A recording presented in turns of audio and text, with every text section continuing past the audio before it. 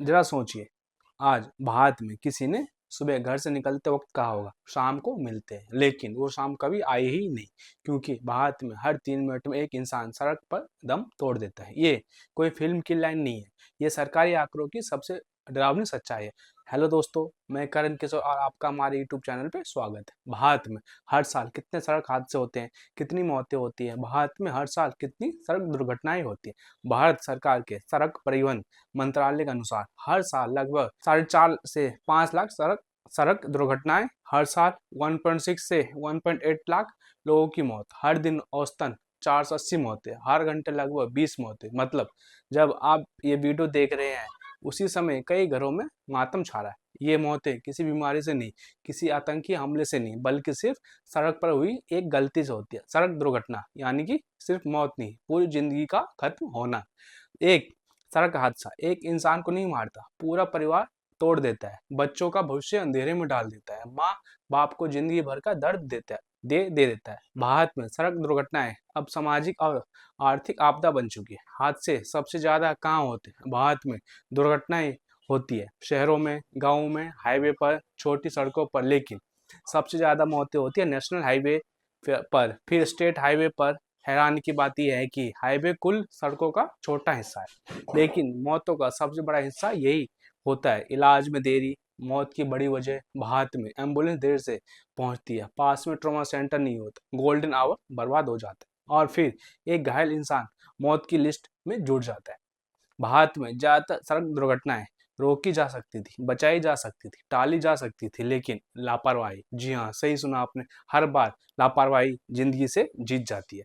सबसे ज्यादा हादसे किस राज्य में होते हैं? इस बात की पे चर्चा करें तो कौन सी उम्र के लोग सबसे ज्यादा मरते हैं और क्यों युवा सबसे बड़ा शिकार है।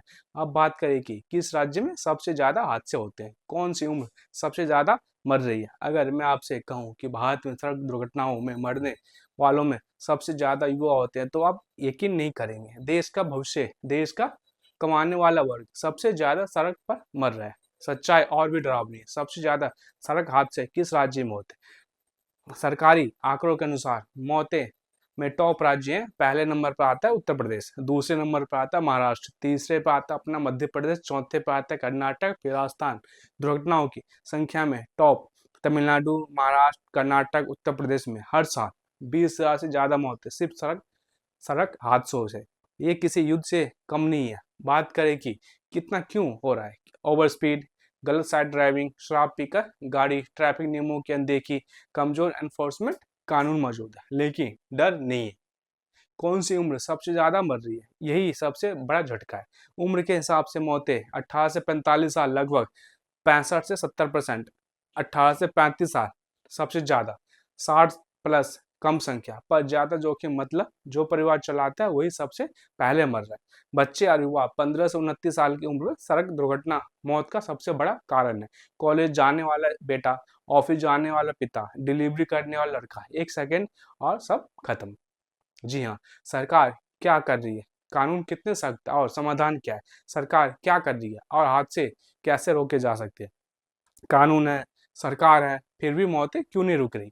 क्या गलती सिर्फ सिस्टम की है या हम भी उतने ही जिम्मेदार हैं? सरकार के बड़े कदम। पहले नंबर पर मोटर व्हीकल एक्ट, सख्त कानून, भारी जुर्माना, हेलमेट अनिवार्य, सीट बेल्ट अनिवार्य, शराब पीकर ड्राइविंग पर सख्ती। कानून मजबूत है लेकिन पालन कमजोर। Road safety programs, black spot सुधार, स्पीड कैमरा, ई चालान, रोड डिजाइन सुधार। तीसरे नंबर पे आता है राहगीर स्कीम, घायल को अस्पताल पहुंचाओ, पुलिस परेशान नहीं करेगी, सरकार इनाम देगी, गोल्डन आवर यानी कि जिंदगी। फिर भी हादसे क्यों? क्योंकि हम नियम बनाते हैं, मानते नहीं, हम स्पीड को स्टाइल समझते हैं, हम हेलमेट को बोझ समझते हैं। जब तक सोच नहीं बदलेगी तब तक आंकड़े नहीं बदलेंगे। अब बात करें कि समाधान की, तो सरकार सख्त एनफोर्समेंट, तेज मेडिकल मदद, हम नियम माने, जिम्मेदार ड्राइविंग, दूसरों की जिंदगी का सम्मान। आखिरी लाइन, सड़क हादसा किस्मत नहीं, लापरवाही का नतीजा। आज नियम मानोगे तो कल शायद किसी माँ को अपने बेटे की लाश नहीं उठानी पड़ेगी। धन्यवाद।